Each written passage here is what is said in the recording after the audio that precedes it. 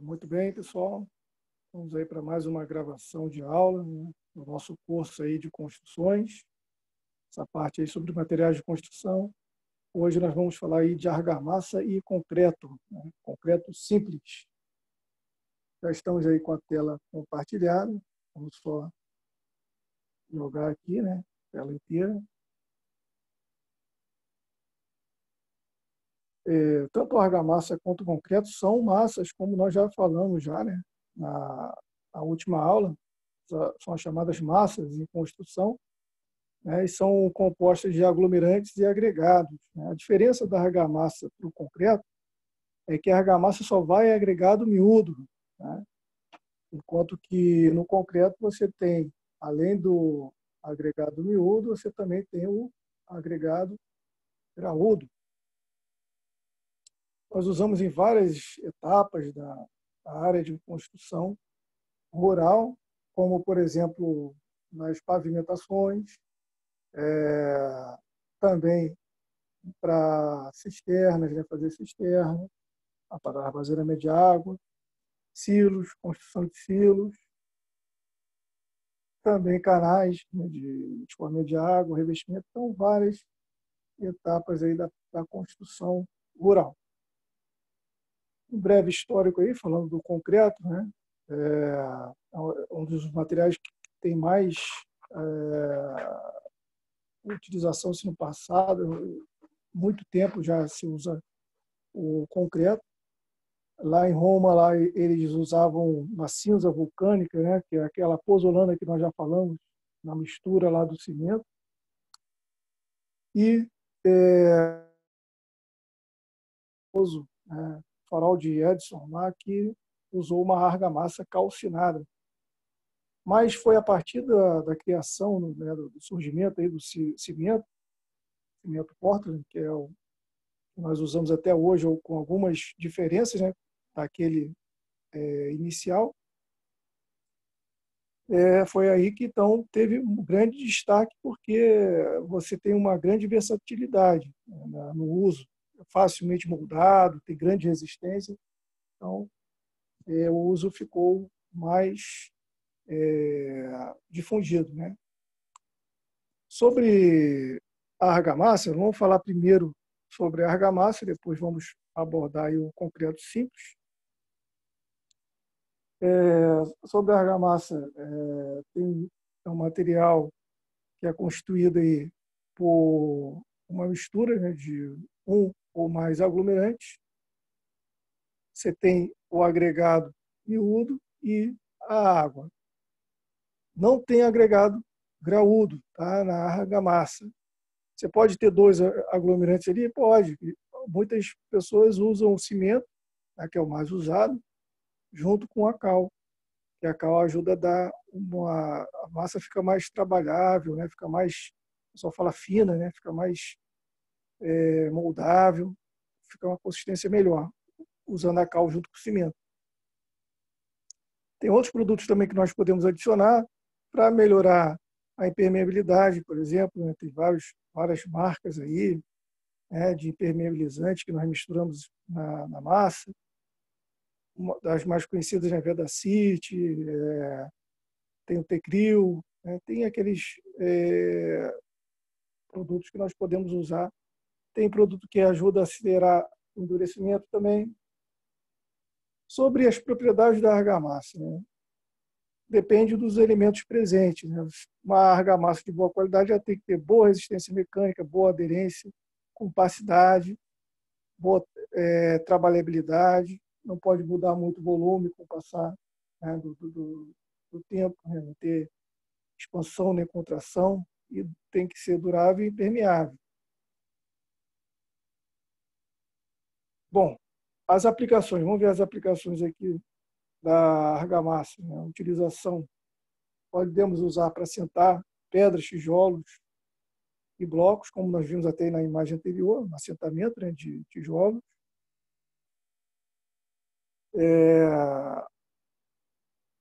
Podemos fazer também trabalho de acabamento de teto, piso, o revestimento, né, de parede geral, o revestimento de teto, o revestimento, então, que é o reboco, o emboço. ou chapisco é feito também com argamassa. E alguns reparos em obras de concreto, fazer injeções de buracos, né, tampar buracos, são as aplicações principais. Nós podemos classificar a argamassa de acordo com o seu emprego. Ela pode ser comum ou refratária. A refratária é aquela que tem elevada resistência a temperaturas, né, elevadas, né? Temperaturas mais elevadas, então você tem a massa não vai rachar. A massa comum ela racha, viu, gente? Se ela for, por exemplo, colocada para próximo de um forno, né? For fazer um forno ali, um projeto de um forno, temperatura ali acima de 300 graus, ali você tem então um rachamento rachaduras na massa. Pode ser classificado também quanto ao tipo de aglomerante. Se tiver aglomerante aéreo, como a cal aérea e gesso, é uma argamassa aérea. Se for a cal hidráulica ou cimento, é argamassa hidráulica. E como já falamos muitas pessoas misturam as duas, né? As duas, como é que se fala? Dois tipos de aglomerantes, um aéreo e um hidráulico, como o cimento, que é hidráulico, e a cal aérea. Então, nós temos a mistas também. Se ela tem só um elemento ativo, só tem cimento, ela é simples. Se ela tem cimento e cal, ela é chamada composta. E nós classificamos também, que talvez a classificação mais usual, aí, junto com o tipo de aglomerante, é quanto à dosagem. Se a argamassa tiver pouco cimento, né, em relação ali aos vazios presentes na areia, ela é chamada pobre, né, pobre ou magra. Se ela tem uma quantidade de volume de cimento, né, por exemplo, do aglomerante, igual ao volume de vazios presente na areia, nós chamamos argamassa cheia. E se tem mais cimento do que, né, mais volume de cimento do que o volume de vazios presente na areia, tá? Você tem um excesso de pasta de cimento nesse caso. Quanto à consistência, também uma classificação muito usada, nós temos a consistência seca, plástica e fluida, e, obviamente, depende da quantidade de água. Quanto mais água, mais fluida fica a argamassa. Vamos falar rapidamente aí dos tipos de argamassa, né? Tem a de cal aérea, usada para assentar tijolo, né? Para acabamento de teto, para fazer reparos também. Ela tem boa trabalhabilidade, tá? Essa massa, como nós já adiantamos, mas a questão da resistência dela é baixa, tá? Então, é uma massa muito boa, fica um acabamento bem feito, mas tem baixa resistência. Por isso que o ideal é misturar ela com o cimento. Aí você vai ter a resistência do cimento, né, aliada aí. A sua durabilidade depende da presença de umidade, tá? E o traço, que é a relação, né, dos elementos componentes, nós até explicamos já isso na última aula, né, o que é o traço. É importante, né, a questão do traço para você fazer o cálculo dos componentes presentes aí na argamassa. Só lembrando aí, que eu já falei já para vocês, fazer aqui de novo. O que é o traço, né? Por exemplo, se você fala que a massa tem traço 1:3, significa o quê? Significa que para cada uma unidade de volume ou de massa de aglomerante, você tem 3 unidades de massa, a mesma, né, no caso da mesma unidade, 3 de areia, no caso, né, de agregado. Então, sempre o primeiro número vai ser o aglomerante e o segundo número o agregado. No caso, aqui usando a argamassa aérea, que é a cal aérea, vai ser, então, para cada parte de cal aérea, você vai ter 3 de areia. Bom? No caso da cal aérea, é difícil usar 1:3, né? Porque ela precisa de pouca areia na massa. É 1:2 aí que o pessoal usa geralmente, tá? E o cálculo? O cálculo é feito aí, já fizemos até exemplo de cálculo também, na aula síncrona. Cálculo para argamassa aérea, se ela estiver em pó, é aqui, ó. Quantos metros cúbicos de cal aéreo você precisa para fazer 1 metro cúbico de argamassa? Vai pegar aqui, né, 1,32 dividido por 1 mais A. Esse Azinho aqui nós falamos já, que é o quê? É o valor da proporção de areia no traço, tá? Então, você vai lá no traço, no caso, então, a areia, que é o agregado, tem 3 partes, né? A parte de areia no traço é igual a 3. O Azinho, então, vai ser igual a 3 aí no cálculo. Depois é só calcular a quantidade de areia em metros cúbicos também, para fazer 1 metro cúbico de argamassa. Se você tem lá uma quantidade, você vai fazer um volume menor, né? Eu preciso só de 300 litros, que são 0,3 metros cúbicos. É só fazer a regra de 3, nós já explicamos também isso em aula, e quem tiver dúvida pode perguntar lá nos nossos grupos ou por e-mail, tá? Quando você usa a argamassa em pasta, né, argamassa de cal em pasta, você usa essa outra fórmula aqui, viu, gente? Tá? Tem uma fórmula diferente, mas o processo de cálculo é o mesmo. Sobre o gesso, onde que nós utilizamos o gesso? Usamos muito para revestimentos internos, né? Uma questão interessante é que ele não precisa de adição de agregado, ele puro, ele não racha, né? Você pode então usar placas, pode fazer blocos, né, de paredes internas, corpos óculos, que a gente usa muito, né? Essas divisórias aí que nós usamos. E, no caso, então, quando a gente usa com argamassa, né, usando com agregado, a gente usa, então, mais para revestimento de teto, parede, e fica até um acabamento bem legal, viu? A sua resistência, obviamente, quando você coloca mais areia, fica menor a sua resistência. O gesso puro, para você fazer o traço de gesso puro, são 10 kg de gesso para 6 a 7 litros de água. E, no caso, quando você for fazer a argamassa de gesso, é bem pouco de areia, viu, gente? Para teto tem que ser 5:4. 5 partes de gesso para 4 de areia. Né? Para parede você pode usar um pouquinho mais de areia. 1:1 é o mais recomendado. Para fechar essa parte, então, dos estudos aí das argamassas, vamos falar aí da mais utilizada, que é a argamassa hidráulica com cimento Portland. Nós usamos para assentar tijolo, fazer embolso, né, assentar tacos, aqueles tacos antigos, né, que a gente usava em construção, tacos de madeira. Assentar também pisos, né, também, a gente faz assentamento de piso, chapisco. Né? Lembrando que assentamento de piso, o mais ideal é a argamassa própria, né, que vende, aquela já vem já pronta, só adiciona água. Tem várias marcas, né, nós sabemos aí. E, então, mais assentamento de tijolos, né, numa construção comum, e revestimento de parede, tá bom? As aplicações mais usuais. Quando você precisa fazer uma pasta de cimento, né? Só cimento sem areia, né? A gente usa para vedação, injeção. Quando você usa nata de cimento sem areia, fazer também injeção, impermeabilização, tá bom?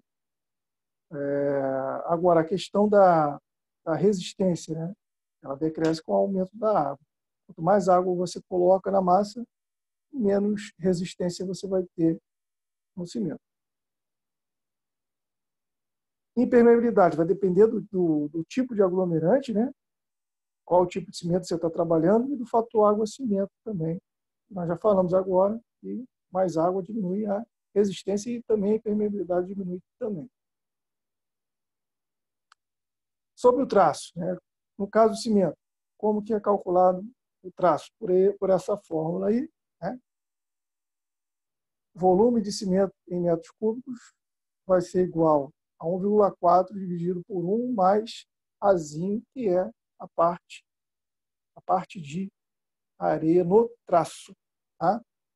E o cálculo da areia é igual lá da cálculo da areia para cal aérea, não C vezes azinho. Se o traço for 1/4, por exemplo, você vai botar aqui 4 no azinho. Então vai ficar 1,4 dividido por 1 mais 4, né? 1,4 dividido por 5. Bem simples. Tá? Só uma questão aqui, está aqui embaixo, uma observação que é importante. E para transformar o volume de cimento em peso, nós multiplicamos o volume de cimento pelo seu peso específico ou massa específica, né? Que é 1.420 quilos por metro cúbico. Aí, aqui na fórmula, vai sair em metros cúbicos, né? Mas se você quiser saber quantos quilos de cimento, quantos sacos de 50 quilos você vai usar, é só multiplicar pelo seu peso, né, específico ou massa específica. A densidade dele é 1.420 quilos por metro cúbico. Tá bom? E nós vamos fazer exercícios, obviamente. Tem lá na lista também alguma coisa.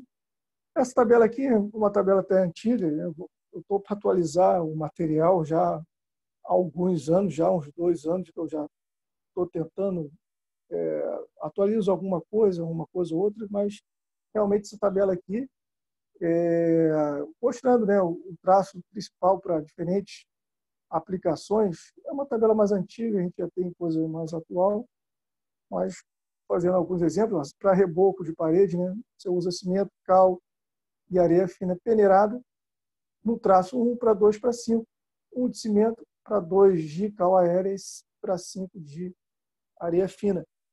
É uma massa composta, né? Então, é uma argamassa composta. Tem tanto o aglomerante hidráulico, que é o cimento, quanto o aglomerante aéreo, que é a cal. Bom, eu acho que por isso, para a argamassa seria isso, né? Tem aí algumas observações, né, que vocês deem uma lida, né, depois, coisa básica, tem que ser limpa, a água para usar, né, isenta de sais também, não pode ser água salobra, tá? Não pode ter impureza muito suja. Para fazer a mistura, né, a gente primeiro coloca o material inerte, depois coloca o cimento, mistura bem, faz o cone, depois abre, isso aí se for feito no chão, né? E vai colocando, depois mistura bem, abre o cone, joga água aos poucos, né? Toda a água calculada, né, de acordo com o traço, e vai misturando com a enxada até ter uma mistura homogênea. Na betoneira é um pouquinho diferente o processo. Primeiro a gente coloca a areia, depois coloca metade da água calculada ali para a argamassa. Aí vocês vão, então, colocar o cimento, se eu não me engano, dá uma misturadinha com a areia e a água antes, coloca o cimento todo, a cal, se for necessário a cal, e, por fim, o resto da água aí põe para bater na betoneira. É um pouquinho diferente o processo do que aquele feito lá no chão. Então, agora, pessoal, nós vamos aí abordar o concreto, né? O concreto simples, né? E concreto simples, ao contrário da argamassa, uma questão interessante é que você não pode ter outro aglomerante a não ser o cimento, tá? É o único aglomerante que tem aí, então, na massa do concreto, né? Você tem, então, a mistura aí do aglomerante, que é o cimento, com o agregado miúdo. Geralmente a gente usa areia grossa ou areia média, e o agregado graúdo, que pode ser brita, pode ser cascalho, pode ser seixo rolado, tá? Dependendo da região aí. Lá no Nordeste, por exemplo, eles usam muito seixo rolado lá naquela região ali que eu até trabalhei, né, um tempo. Eles usam muito o seixo rolado lá como opção, né? E você vai misturar a água na proporção exata de acordo com a tabela, né? De acordo com o traço que você vai usar. Nós usamos também aditivos, como nós já falamos aí, alguns exemplos, por exemplo, de impermeabilizante, Vedacite, Ciclo, Tecril, né? O uso é muito amplo, né? A gente usa para fazer peças, né? Todas as peças estruturais, a gente já falou já na aula passada, fundação, pilar, né? Laje, vigas. Então, todas essas peças estruturais são feitas de concreto, simples, né? Pode ser de madeira também, né? Estou falando o uso, né? Onde que se faz o uso do concreto. Né? Se você quiser fazer um pilar de madeira ali substituindo, tudo bem, mas eu estou falando só a aplicação do concreto. Pode fazer piso para curral, né? Peças pré-moldadas. Então, tem uma aplicação muito vasta aí o concreto na área rural. A resistência da massa depende de 3 fatores principais. A resistência do agregado, né? Qual agregado você está usando? Ele é quebradiço? Se for um agregado quebradiço, a resistência vai ser menor, né? A pasta que você está usando, cimento, qual tipo de cimento você está usando? Né? Tem maior resistência, menor resistência? Né? E, principalmente, a questão aí da presença de água e a ligação da pasta com o agregado. Essa questão da ligação da pasta com o agregado é interessante, porque às vezes o agregado está sujo, por exemplo. Se tiver uma areia suja ali, então tem uma aderência menor, nós já falamos isso também no capítulo anterior. Aqui tem algumas indicações sobre a produção do concreto, né? Vocês dêem uma lida. E o concreto, então, tem 2 maneiras que ele pode se apresentar, né? Como fresco e endurecido. São 2 etapas, 2 fases que o concreto tem. O concreto fresco é quando ele está mole ainda, né? Até o momento em que ele tem o início da pega. Quando ele começa a endurecer, então ele deixa de ser fresco, tá? E o concreto endurecido é quando ele termina o período da pega, né? Pega aquela fase de endurecimento, no fim então da pega, quando ele está completamente duro e pronto, tá, inclusive para ser utilizado, né? Para aquela peça ser utilizada, pode tirar a escora, se for o caso, tirar a escora. Então, esse é o concreto endurecido.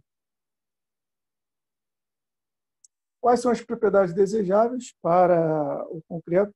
Simples.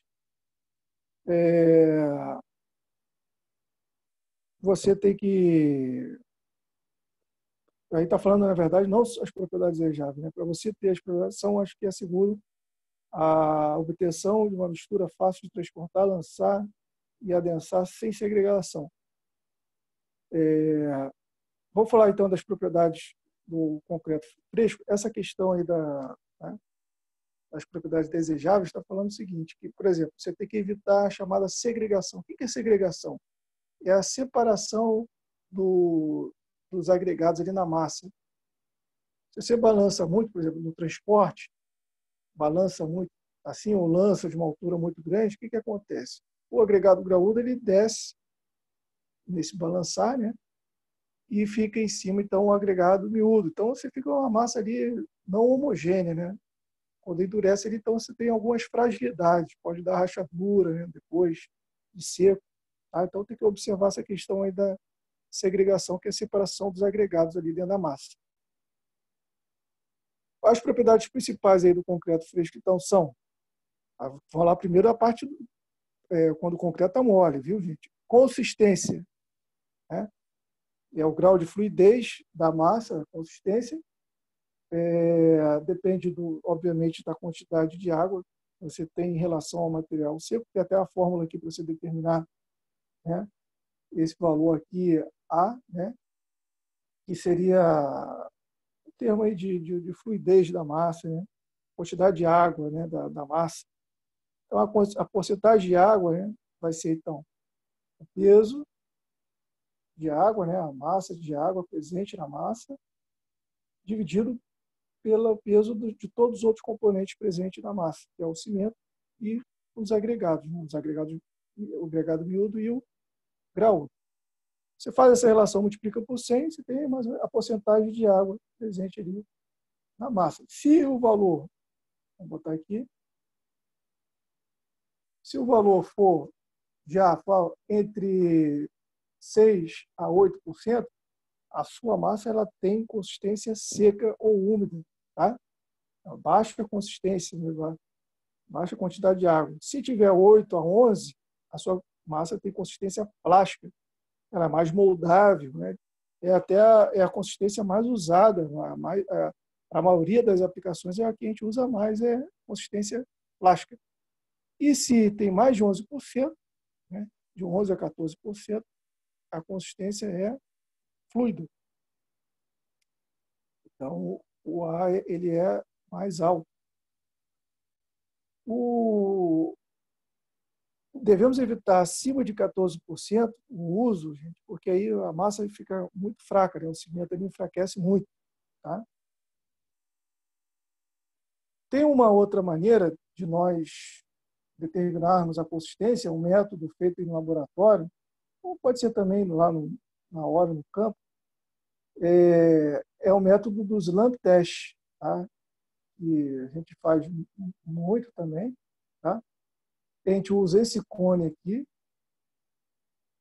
ele é vazado, tá, gente? Então, aqui o cimento entra aqui, ó, vai preenchendo, né, o cone.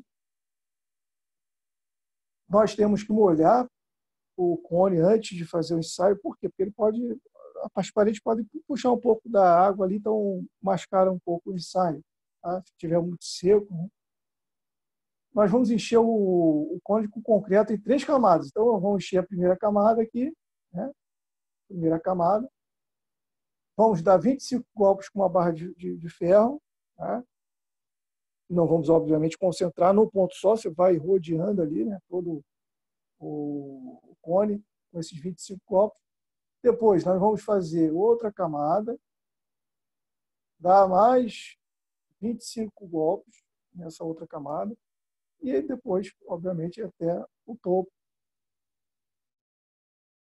né, no final, para poder dar mais 25 golpes e iniciar o ensaio. E, geralmente, o pessoal espera ali mais ou menos 1 minuto, né, 30 segundos, 1 minuto, para poder puxar. Você tem as alças aí para você puxar na vertical, rapidamente. O que vai acontecer com a massa? A massa vai adensar um pouco, vai desabar um pouco. Né? Você vai, então, esperar também uns 30 segundos, 1 minuto, para verificar o chamado abatimento. Olha aqui o abatimento aqui, né? Você pega uma régua, você pode botar aqui também a mesma, uma outra régua, né? uma tabuinha ali para poder verificar o valor que vai dar do abatimento. E você tem um abatimento máximo e mínimo de acordo com o uso, né, gente? O abatimento não pode ser maior do que 10 para a maioria das aplicações do concreto. Tá? O ideal é que esteja em torno de 8, 7, né, 7, por aí, que seria o ideal, tá? Não passar de 8. E o mínimo é 2. Se também não abaixar muito, significa que tem pouca água. Então, está bem seca a massa, tá bom?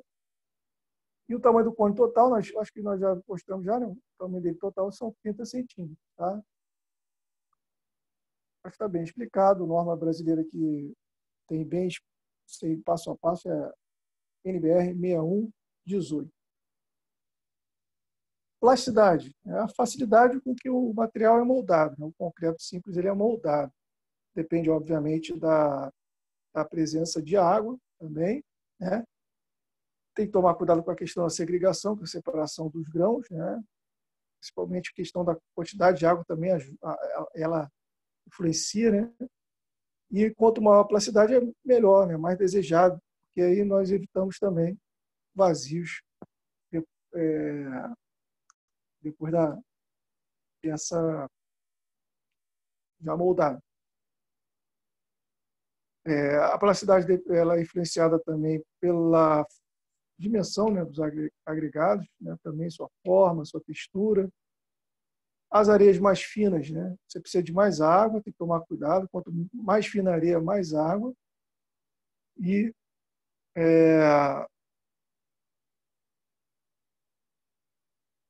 você pode ter uma menor quantidade de areia.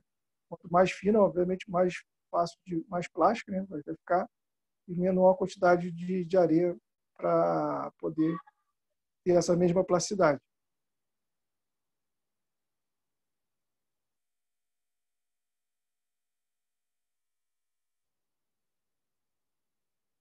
Quanto mais areia você tiver na massa, mais coesão, né? Você tem a dificuldade de lançamento e adensamento e também maior consumo de cimento, né? Está relacionado. Por isso que tem que fazer tudo de acordo com as tabelas, né? De acordo com os cálculos. Nós vamos ver até cálculo daqui a pouco do concreto. E os agregados graúdos, né?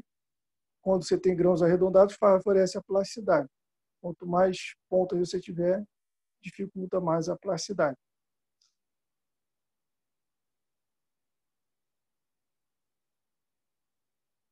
E depois tem muita importância. Poder de retenção da água, né? A retenção da água é importante, a massa ter retenção, né? E essa retenção à areia ajuda muito. Quanto menor a areia, mais retida também fica a água ali dentro. É o oposto da exudação. A exudação é quando a água sai, né, da massa. Isso aí não é bom. A água tem que estar lá dentro da massa, porque você faz o cálculo todo certinho para você ter o tempo de, de endurecimento do cimento bem correto. Se a água sai da massa, você tem ali uma piora da, como é que se fala? Da resistência da massa, né? Então tem tudo que tem que ser feito bem tabelado. Quando você tem muita exudação, você tem então um concreto muito poroso, né? A questão do concreto poroso, e fica menos resistente à massa depois. Sobre a causa da exudação aí, tem a questão do lançamento. Se você lança uma altura muito grande, pode causar segregação, por exemplo, né? E também a questão da dosagem também, né? Você diminui a exudação alterando a dosagem do concreto, tá bom? A exudação é um fator negativo. Trabalhabilidade, né? Parece um pouco com a questão da plasticidade, muita gente confunde. Plasticidade tem uma diferençazinha aí, tá? O concreto trabalhável, que é moldável, né? No estado fresco, ele apresenta consistência e dimensões máximas dos agregados apropriados ao tipo de obra destinado. Até um exemplo aí, né? Concreto adequado para peças de grandes dimensões, ele e pouco armadas poderá não ser para peças delgadas e muito armadas. Nós vamos ver daqui a pouco o concreto armado, que tem, então, armadura metálica dentro dele, né? Essa questão da trabalhabilidade eu vou mostrar da seguinte maneira. Se você tem uma boa moldabilidade, né, que é o ideal, isso está relacionado com a plasticidade. A trabalhabilidade é a aplicação. Se você tem uma peça muito fininha, qual o tipo de concreto seria melhor para aplicação, né? Para trabalhar naquela peça fininha? Se você usar por exemplo, uma massa seca, não vai conseguir, né, preencher um molde daquela peça. Você, nesse caso, você tem que trabalhar, né, a trabalhabilidade nesse caso tem que ser com uma massa mais fluida para ela poder entrar naquele molde. Se tem muita armadura metálica, por exemplo, também você não pode fazer com uma massa muito seca, às vezes nem plástica. Você tem que fazer um pouquinho mais fluida para poder penetrar bem ali entre a armadura metálica. Quando for no caso do concreto armado, lembrando sempre que esse capítulo aqui é de concreto simples, né? Só o exemplo aqui está falando sobre a trabalhabilidade. Bom, e para fechar essas propriedades do concreto, nós falamos das propriedades do concreto contamole, né, que é o concreto fresco. Agora, as propriedades do concreto endurecido, a primeira delas é a massa específica, ou densidade. Ela varia de 2.300 a 2.500 quilos por metro cúbico, tá? O concreto simples é 2.300, né, usando brita comum. Concreto armado, então, contém armadura metálica, 2.500, aumenta um pouquinho, né? Se você usar argila expandida, substituindo metade da brita, é muito usado para edifício, a gente já falou, né, sobre isso, porque diminui o peso, né, da construção, cai para 1.800, cai bastante, né, considerável, 1.800 quilos por metro cúbico. Agora, se você quer um concreto mais pesado, né, com uma força maior, né, para a fundação, por exemplo, o pessoal tem, tem algumas atividades, aí você precisa, então, que precisa de mais peso na massa de concreto, você pode misturar a barita, né? É um material aí muito pesado, né? Ferro. Então, 3.700 quilos por metro cúbico. Você substitui, então, uma boa parte da brita por barita, que é um mineral aí que nós encontramos bem pesado. Tem outros também que nós podemos usar, tá? Mas a barita é mais comum. Sobre a resistência mecânica, aí tem até fórmulas aí para determinar a resistência mecânica, né? Tem o FC, que é resistência à compressão, o FT, que é resistência à tração, e FT', que é resistência à tração na flexão do concreto. Uma coisa interessante, importante para notar aí agora, gente. O concreto simples, ele tem elevada resistência à compressão. A resistência à compressão dele é muito elevada. Você tem ali, então, a gente caracteriza os 28 dias de idade, né? E essa resistência, porque aí já tem já de 75% a 90% a resistência total da massa. Então, aos 28 dias de idade, a resistência à compressão dele é muito boa. Mas, olha só, a resistência à tração, e principalmente a resistência na flexão do concreto simples é muito baixa em relação à sua resistência à compressão. Então, gente, o concreto simples só é bom para aplicações quando é para compressão. Se tiver tração ou flexão na massa, né, principalmente tração, né, você, como é que se fala? Você não deve usar o concreto simples. Aí, então, tem a alternativa que a gente já vai falar na próxima aula, que é o concreto com armadura metálica, né? Nós temos o valor chamado FCK, que é a resistência característica, né, do concreto à compressão, e nós usamos aí muito né, na área de construções, que admite a ocorrência de 5% de resistência à compressão menor do que aquela dada ali. E o FCK, então, ele tem a norma 6118 também, que trata sobre isso.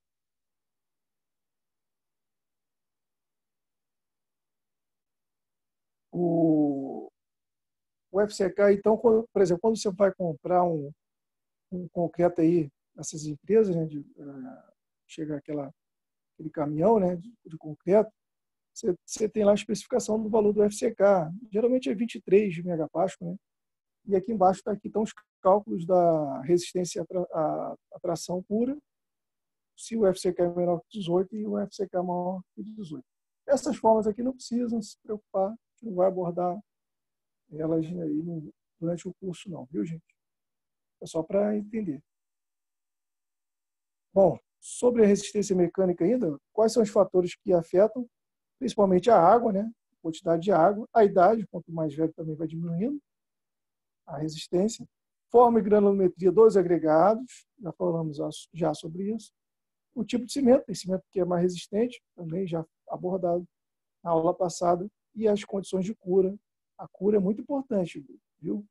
Observar ali a cura, que é o momento ali que vai endurecendo o cimento, né, durante a pega dele, chama-se a cura também. Então, tem que observar essa questão aí. Por exemplo, laje, o pessoal costuma molhar, né? Depois que começa, não é molhar, jogou o concreto, ainda está mole ainda, e joga a água ali, que aí a água vai entrar junto com a massa. E já vi gente fazendo isso. E aí vai diminuir a resistência, tá, gente? Você joga o concreto, deixa ele dar uma seladazinha, né? Deixa ali um tempo ali, dependendo do dia, se tiver muito sol, 2, 3 horas já começa a dar uma selada, que é como é que fala? É o início da pega, né? Aí sim, já pode jogar água. Aí a água é excelente, porque evita que evapore a água que está ali dentro da massa, que tem que ficar ali dentro, não pode sair. Cobrir também é importante, né? Cobrir com lona. Então, essa questão da cura é importante. Fator água-cimento, nós chamamos de X ou RAC, de relação água-cimento, é a massa de água, né? O peso de água sobre o peso de cimento. Bem simples, né? O cálculo. E é importante verificar essa questão aí, tem que ser um valor certinho, de acordo com a tabela. Tem essas questões do FCB, né? A gente vai ver outros valores. Né? Essa resistência de cálculo, o que significa? Significa o seguinte, é aquela que nós vamos usar para o cálculo do nosso cálculo estrutural. Né? Nós não usamos o valor do FCK máximo obtido no laboratório. A gente dá um valor ali, um coeficiente de minoração ou coeficiente de segurança, né, também, geralmente 1,4, que é o estabelecido na norma 6118. Né? Então, você pega o FCK, divide por 1,4, vai dar um valor menor para você fazer o cálculo das peças lá do seu projeto. Aqui está um exemplo, né, de alguns fatores, aí, só dar uma lida depois.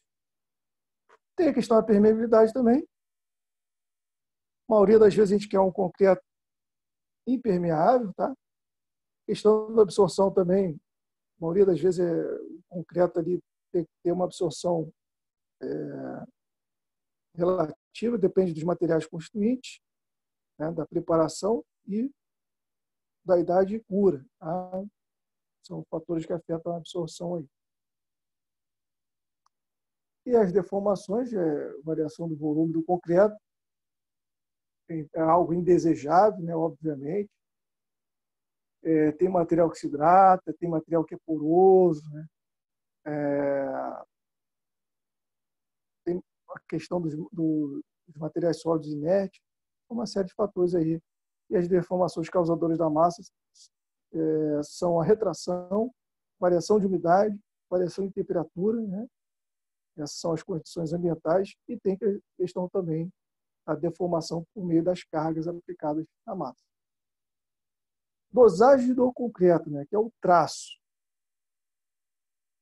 Essa questão aí é bem importante, tem um cálculozinho que parece ser meio chato, mas é fácil de fazer. Pode ser indicada aí pela proporção de peso em volume, né? Que a gente usa, né? O cimento, ele é tomado como uma unidade, sempre é o primeiro número. O segundo número é o agregado miúdo, e o terceiro número, geralmente são 3 números, né? É o agregado graúdo. Eu falei geralmente, mas praticamente sempre. A gente não... Só se tiver o agregado, por exemplo, leve, né? Que é a argila expandida, aí vai ter, no caso, 4 números, né? Mas na maioria das vezes são 3 números. Primeiro, o cimento. Segundo, a areia, né? Agregado miúdo. E o terceiro, a brita, que é o agregado graúdo. Aí tem alguns exemplos, né? E aqui a fórmula para você calcular o peso de cimento, ou a massa de cimento em quilos, para 1 metro cúbico de concreto. Para fazer 1 metro cúbico de concreto, você precisa de isso aqui, essa fórmula aqui, de quilos de cimento. Mas é bem simples, gente, olha só. O azinho, por exemplo, a gente já sabe qual que é o azinho, né? O azinho é a parte de areia no traço. Então, um traço 1 para 2 para 3 significa o quê? Que ela tem, ficou feinho aí, né? Que aqui, difícil escrever aqui nessa digitalização aqui.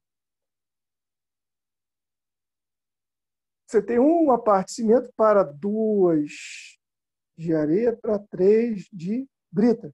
Então, o azinho aqui vai ser igual a 2, né? Nesse exemplo aqui, o azinho vai ser igual a 2. Aqui tem um B, então a parte de areia, a parte de brita é 3, né? A parte de areia é 2, a parte de brita é 3. E nós temos também um outro fator, que é o RAC. Aqui o RAC, também nós chamamos de X, em relação à água e cimento, e aí é tabelado, viu, gente? Para cada traço tem um RAC mais indicado. Pessoal, é só substituir as fórmulas aí, tomar cuidado, né, com parênteses. Primeiro fazer o que está dentro do parênteses, depois soma com 0,856 aqui no denominador. Vai ter um valor aqui próximo de 7, mais ou menos. E esse valor é fixo, 2.400. É só dividir, então, por esse valor do denominador.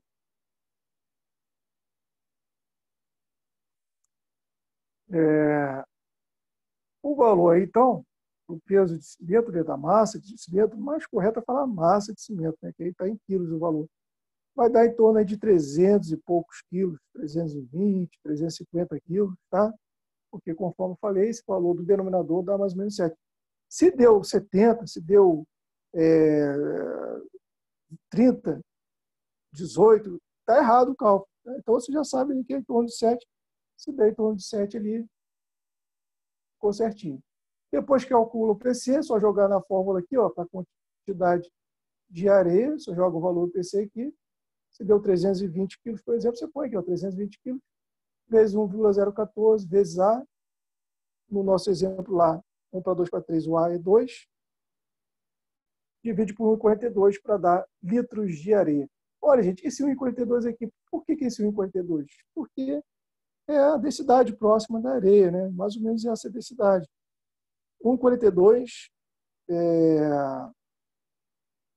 quilos por litro, é a densidade. Se você tem, então, quilos de cimento, divide por 1,42 quilos por litro. Vai cortar quilos, o litro vai subir, então vai ficar aí o resultado em litros de areia. Mesma coisa aqui, você substitui o PC aqui, o peso do cimento, na fórmula, no caso aqui a brita vai ser 3 agora, né? Partes de brita no traço. A densidade dela também é próxima de 1,42 aí, então é só botar aqui a densidade aí do material que nós estamos trabalhando. Para saber a quantidade de água, é só fazer o peso do cimento vezes RAC, bem direto, né? Bem simples. Bom, uma tabela aqui com vários valores, né, já para traços aí, né, de cimento. Olha aqui, gente, em torno de 300, o mais comum, como eu falei, é dar em torno de 300, é o mais usado. Né? Eu falei 320, no caso, ali para 1 para 2 para 3 é 344 quilos. Então já tem os resultados aí todos na tabela, já tabelados, né? Inclusive com o metro cúbico de areia, metro cúbico de brita. Você pode usar 2 tipos de brita, um só, tá? Isso aí depende do tipo de construção. E a água, né? Quantidade de água em litros também aqui, tá? Tem uma tabela também da resistência à compressão, de acordo com os dias, né? Você vê que quanto menos, olha só, quanto menos agregados você botar, no caso 1 para 2, é que tem menos agregados, pode ver aqui, mais resistente vai ser a massa, tá? Então, tem essa questão aí da resistência aí, depende tem mais cimento, né, gente? Bom, em relação aí, vamos ver aqui se tem mais alguma coisa para abordar. Eu acho que nós já estamos acabando. Questão da mistura, né? Você tem que ter muito cuidado com a mistura, transporte, lançamento, para evitar, principalmente a segregação, que é a separação, né, dos agregados lá dentro da massa, que eu já falei já. A mistura, né? Você pode fazer mistura manual. Você, primeiro, na mistura manual, né, no chão ali, primeiro tem que ser um chão impermeável, né? Pode ser uma placa de metal ou uma área já cimentada previamente. Primeiro você mistura o agregado miúdo com o cimento, igual nós fazemos na argamassa, só que ao invés de botar água, né, logo depois, você vai botar o agregado graúdo que abrir. Aí mistura bastante, faz um monte, abre um conezinho, um buraco no cone em cima, né, como se fosse um vulcão, tipo, quer falar que faz um tipo de vulcão, e joga água devagar, bem devagarinho, toda a água calculada. E não se pode arramassar mais do que 300, 350 litros por vez. Já se você, aqui está o processo, né? Enxada. Já se você for usar a bentoneira, é um processo um pouquinho diferente. Tem o tempo, né, para você obter o concreto plástico. Vocês dêem uma lida aí. Eu vou direto aqui no processo. Primeiro você coloca pedra. Né? A pedra ela era a última, agora é a primeira aqui. Né? Vai jogar a água, depois o cimento e, por último, a areia. Tá? Então, aí o processo da betoneira, a mistura mecânica é diferente. Como eu falei, tem que tomar um cuidado com o transporte do concreto, depois vocês dêem uma lida aí, né, para evitar a segregação. E tem recomendações de lançamento. E a questão do adensamento concreto também, dá uma lida depois. Cura, é importante essa questão da cura, dá uma lida aí também. Não é muito